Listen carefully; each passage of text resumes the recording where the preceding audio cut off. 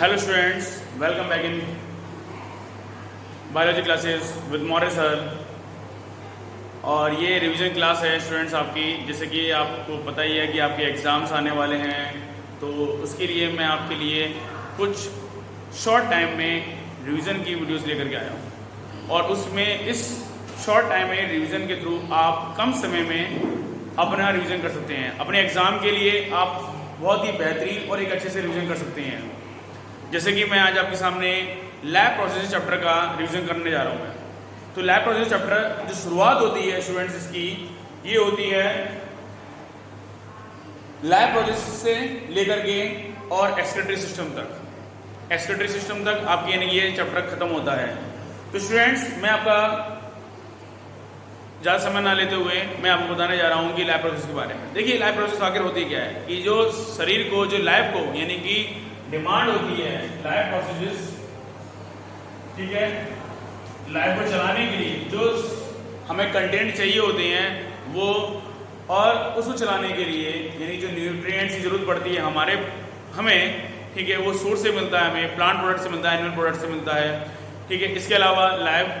में यानी क्या है, ग्रोथ होना, डेवलपमेंट होना,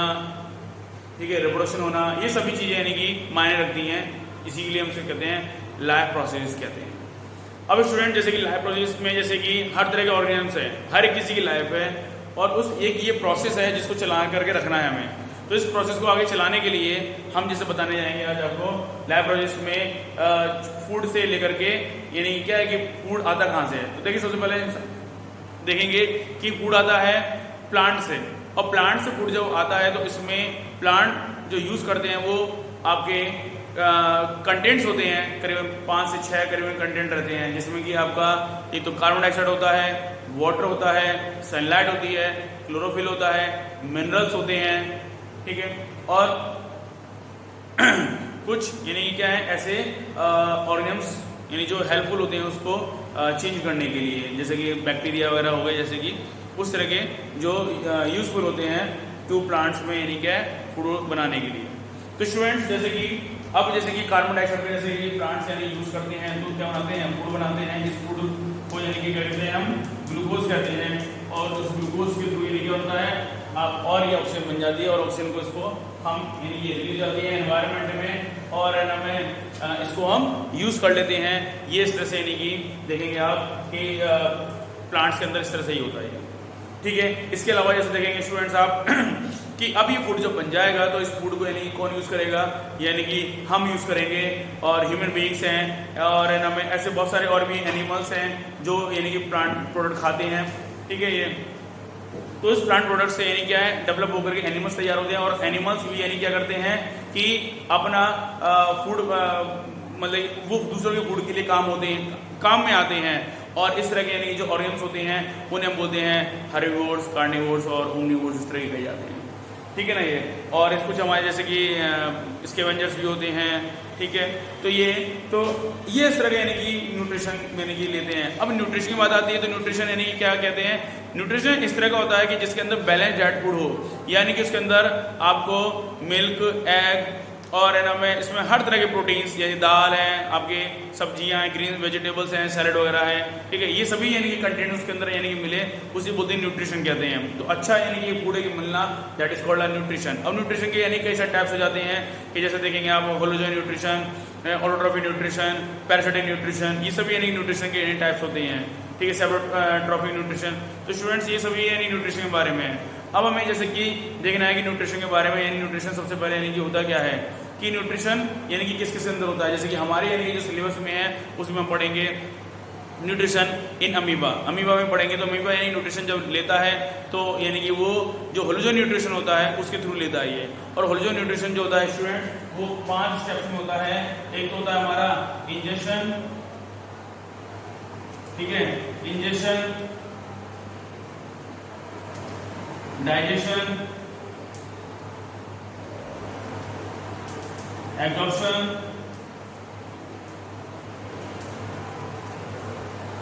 assimilation, and next is egestion.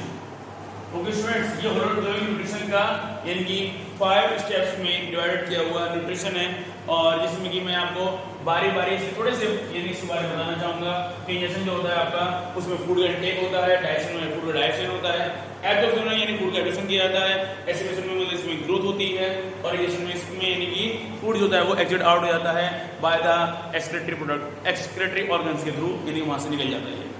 Okay students, तो जैसे कि देखेंगे आप कि इसमें आप जैसे कि जो जितना भी जो यानी कि न्यूट्रिशन है वो अब हमारे होता है हमारे ऑर्गन्स के अंदर या हमारे अंदर, और ये ऑर्गन्स जैसे कि आपको अमीबा है, अमीबा भी यानी कि न्यूट्रिशन करता है। तो अमीबा के अंदर जो न्यूट्रिशन होता है ये 5 स्टेप्स में ही होता है, ठीक है। वो फूड को लेता है, अमीबा भी इंजेक्शन करता है, ठीक है। वो डाइजेशन भी करता है, यानी कि उसके अंदर फूड वैक्यूल होता है तो वो फूड को यानी डाइजेस्ट करता है, उसके अंदर फूड पहुंच जाता है और वहाँ पर क्या होता है, डाइजेशन करता है। एब्जॉर्प्शन, वो एब्जॉर्प्शन करने का काम करता है, वहाँ से फूड यानी कि फूड को एब्जॉर्ब कर लेता है। इसके बाद वो एसिमिलेशन मतलब फिर अपनी वो ग्रोथ करता है, और ग्रोथ करने के बाद फिर वो अपने यानी क्या है सेल मेम्ब्रेन से यानी फूड को एग्जिट आउट कर देता है। इस तरह से यानी कि क्या है फूड वेस्ट प्रोडक्ट यानी बाहर निकल जाता है। ओके स्टूडेंट्स, तो इस तरह से ये देखा आपने कि किस तरह से यानी कि जो अमीबा के अंदर यानी न्यूट्रिशन हुआ, ठीक है स्टूडेंट्स। इसके अलावा जैसे देखेंगे कि प्लांट में आकर यानी कि किस तरह से यानी कि न्यूट्रिशन फॉर्म होता है, तो मैंने जैसे आपको बताया था कि प्लांट्स में कि प्लांट की जो लीव्स होती है या फिर जहाँ पर क्लोरोफिल पार्ट होता है और क्लोरोप्लास्ट हमारा सेल ऑर्गेनल्स होता है, वहाँ पर सनलाइट को यानी वो ट्रैप करने का काम करते हैं। एयर से आपका कार्बन डाइऑक्साइड गैस को लेते हैं, वाटर जमीन से लिया जाता है, सॉइल से ले लिया जाता है, और इस तरह से यानी कि फूड का फॉर्मेशन करते हैं, ठीक है, हेल्प ऑफ द फोटोसिंथेसिस के थ्रू, और इस तरह से ग्लूकोज बन जाता है। ये ग्लूकोज जब बन जाता है तो ये यानी क्या एज अ मतलब फूड के फॉर्म में स्टोर हो जाता है, और इस ग्लूकोज को यानी कि क्या है हम यानी खाते हैं। प्लांट्स होते हैं वो अपने फूड को स्टार्ची फॉर्म में स्टोर कर रखते हैं, जबकि एनिमल्स होते हैं वो ग्लाइकोजन की फॉर्म में स्टोर करके रखते हैं।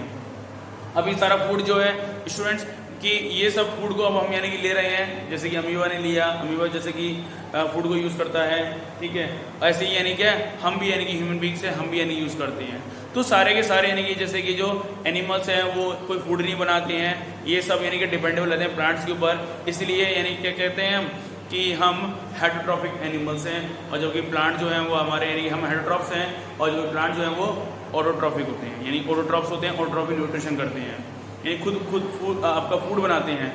ठीक है स्टूडेंट्स। इसी तरह से नहीं देखेंगे, अब मैं आपको बताना चाहूँगा कि अमीबा के बाद ह्यूमन बींग्स के बारे में, कि ह्यूमन बींग्स के अंदर डाइजेस्टिव सिस्टम किस तरह से होता है। देखिए स्टूडेंट्स, इन्हीं 5 स्टेप्स को फॉलो करते हुए हम भी डाइजेस्टिव सिस्टम अपना कंप्लीट करते हैं। जैसे कि मैं आपको बताऊँगा, पहला है मेरा जैसे स्टेप इंजेक्शन है, ठीक है, सेकेंड इज है डाइजेशन है। तो फूड को जैसे कि इंजेक्शन के थ्रू यानी क्या हम लेते हैं, इंजेक्शन होता क्या है कि हम फूड को यानी लेते हैं, यानी intake of the food by the mouth and chewing of the food by the teeth and mixing of the saliva enzymes released by the salivary glands, and it makes softly foods and becomes in a pH of the mouth 7 because have a present in mouth water substances, and water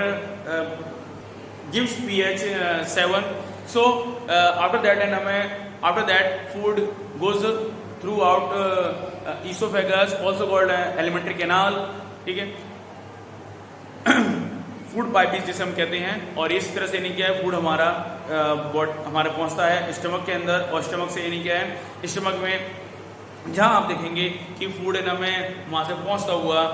stomach में जब पहुँच जाता है, जे shaped organ होता है, और वहाँ पर यानी कि क्या है HCl एंजाइम्स, और उसको फूड करते हैं डाइजेशन करने का काम करते हैं, और उसको फूड को यानी क्या करते हैं उसको गलाने का काम करते हैं, ठीक है स्टूडेंट्स। जिस तरह से ये गलाया फूड को, फूड गल गया, टूट के पार्टिकल में टूट गया, और इस तरह से फिर ये जब टूट जाएगा तो इसलिए क्या था कि हमारे एक म्यूकस मेम्ब्रेन भी होती है हमारे स्टमक के जो वॉल पर, और जिससे कि ना में ये जो फूड को जो स्टमक को एसिड से बचाने का काम करती है, जैसे क्योंकि एसिड क्योंकि काफ़ी स्ट्रॉन्ग एसिड होता है, जिससे कि जो वॉल है स्टमक की वो गल ना जाए, इसलिए। इसके बाद देखें यहाँ पे कि जो वहाँ से पास होती हुई और फिर ये वहाँ पहुँचती है आपके इंटेस्टाइन में, फिर इंटेस्टाइन में वहाँ पर क्या होता है विलाई प्रेजेंट होते हैं, विलाई क्या करते हैं फूड का एब्जॉर्प्शन करने का काम करते हैं, ठीक है, वहाँ पर फूड का एब्जॉर्प्शन करेंगे। तो जो स्मॉल इंटेस्टाइन होती है वो आपको 3 पार्ट्स में डिवाइड रहती है, इलियम, जेजुनम और ड्यूडेनम, जेजुनम और इलियम, ठीक है, 3 पार्ट्स में डिवाइड रहती है, ड्यूडेनम, जेजुनम और इलियम, कि वहाँ पर यानी कि फूड का यानी क्या होगा, एब्जॉर्प्शन होगा। विलाई जो होते हैं वो एक सरफेस एरिया को कवर ज़्यादा यानी कि बढ़ा के रखने का काम करते हैं, because of finger type projection होते हैं, तो इसलिए ये इस तरह से रहता है। तो यहाँ पर अब हमारा क्या होगा, एब्जॉर्प्शन होगा काम, यानी कि यहाँ पर एब्जॉर्प्शन प्रोसेस होगी। ठीक है स्टूडेंट्स, तो यहाँ पर विलाई इस तरह से रिप्रेजेंट होते हैं। नेक्स्ट है आपका कि इसके बाद जब फूड जब एब्जॉर्ब हो जाएगा तो यहाँ पर क्या होगा, एसिमिलेशन होगा, यानी क्या होगा यहाँ पे एसिमिलेशन होगा, और एसिमिलेशन के थ्रू यानी क्या है, अब एसिमिलेशन प्रोसेस में सेल ग्रोथ होती है, इनका डेवलपमेंट होता है स्टूडेंट्स, और ये इस तरह से यानी कि एसिमिलेशन के थ्रू हमारा जो फूड है वो यानी क्या है, फूड की हेल्प से या न्यूट्रिएंट की हेल्प से हमारी जो ग्रोथ होती है, हमारी जो बॉडी की ग्रोथ होती है वो बढ़ना शुरू हो जाती है। इस तरह से यानी कि एसिमिलेशन प्रोसेस भी कंप्लीट हो जाती है। इसके बाद जो फूड बचता है हमारा वो लार्ज इंटेस्टाइन में जाता है, और लार्ज इंटेस्टाइन में पहुंचने के बाद, क्योंकि लार्ज इंटेस्टाइन होने को तो लार्ज नहीं होती है, वो होती है छोटी है, लेकिन इन हमें दिखने में वो हमें बड़ी दिखती है, इसलिए इसे हम लार्ज कहते हैं। जबकि स्मॉल इंटेस्टाइन जो नाम से छोटी मालूम पड़ती है लेकिन होती वो बड़ी है। ठीक है, इसके बाद फिर लार्ज इंटेस्टाइन से फूड में यानी क्या फूड का क्या होता है, में से जो वाटर होता है वो एब्जॉर्ब कर लिया जाता है, और एब्जॉर्ब करने के बाद फिर ये फूड जो होता है आपका ये रेक्टम में यानी कि पहुंच जाता है, और रेक्टम से यानी क्या है, गो थ्रू आउट, यानी क्या है आपका एंड से थ्रू बाहर निकल जाता है। दैट इज कॉल्ड, इसे बोलते हैं इजेशन प्रोसेस कहते हैं, जिसको कहते हैं इजेशन प्रोसेस कहते हैं। तो स्टूडेंट्स आपने समझ लिया होगा कि इस तरह से यानी कि डाइजेस्ट सिस्टम हमारा यानी क्या होता है, हमारी बॉडी में कंप्लीट हो जाता है। ठीक है, इसके बाद जैसे स्टूडेंट देखेंगे कि प्लांट्स के अंदर यानी कि जैसे देखेंगे आपने फूड का यानी कि बनना देखा, और फूड का जैसे जब बनता है तो उसमें हमारे यानी कि जो वाटर यानी कि ले लिया जाता है, और जो वेस्ट जो बचा हुआ वाटर जो होता है यानी कि फूड को लेकर के फूड बना करके, और जो उसमें जो वाटर होता है वो उसको यानी बाहर रिलीज आउट कर देते हैं, दैट इज कॉल्ड ट्रांसपीरेशन कहते हैं। और ये सब स्टोमेटा खुलने बंद होने की वजह से होता है, क्योंकि दिन में स्टोमेटा खुलते हैं, रात में स्टोमेटा क्लोज हो जाते हैं। तो जब ये खुलते हैं तब ये नहीं क्या है कि ये कार्बन डाइऑक्साइड गैस को ले पाते हैं, और क्योंकि इनके अंदर गार्ड सेल्स होती हैं तो वो गार्ड सेल्स क्या होती है, स्वेल अप कर जाती हैं, फूल जाती हैं, जब उसके अंदर पानी जाता है तो उस वजह से फूल जाती हैं। और इस तरह से नहीं कि क्या है कि डे में तो क्या रहते हैं आपके स्टोमेटा खुलते हैं, जबकि रात में क्या होते हैं ये क्लोज हो जाते हैं। और क्लोज होने की वजह से ही स्टूडेंट्स कि ये जो प्लांट्स के अंदर जो फूड बनने की जो प्रोसेस है वो स्टार्ट हो जाती है, यानी कि वो बनती है इस तरह से। ये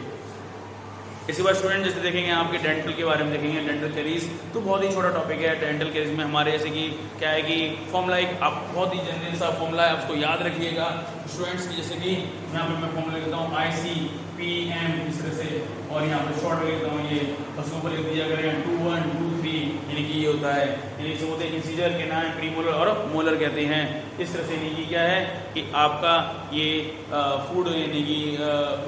को जो काटने का काम करते हैं वो यही पार्ट करते हैं, इसे बोलते हैं incisor, C for canine, premolar और मोलर। ठीक है ये, और ये कितने होते हैं हमारे 2 1 2 3, यानी कि 2 दांत इंसीजर के होते हैं, 1 केनाइन के होते हैं, 2 प्रीमोलर के होते हैं और 3 मोलर के होते हैं। तो ऐसे करके यानी कितने हो गए आपके, ये टोटल 8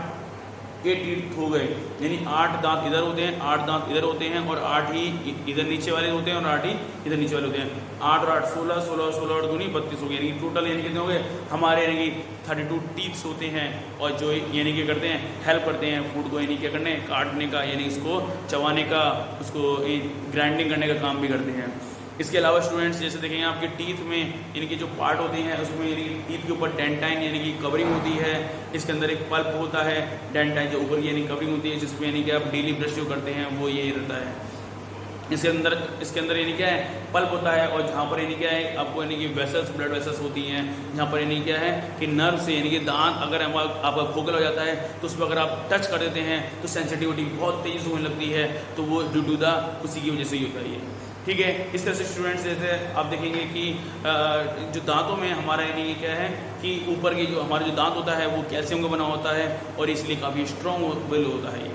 लेकिन दांतों का बहुत ध्यान रखना ज़रूरी होता है हमारे लिए, क्योंकि जो टीथ होते हैं वो एक बार यानी क्या मिल्क टीथ होते हैं, उसके बाद फिर ये परमानेंट टीथ आते हैं, और परमानेंट टीथ यानी कि फिर दोबारा से रिपीट नहीं होते हैं, इसलिए दांतों की केयरिंग करना बहुत ज़रूरी होता है। इसलिए ट्वाइस अ डे यानी क्या है आपको ब्रश करना चाहिए। ओके स्टूडेंट्स, तो बस यही था आज इसके रिवीजन में आपके लिए, और इतना आपको मैंने डाइजेस्ट सिस्टम के बारे में बता दिया है। आई होप कि आपको ना मैं आपके इस मैंने 15 मिनट के जो वीडियोस में आपकी जो प्रॉब्लम्स हैं related to the digest system complete हो गई होगी। Okay students, good luck.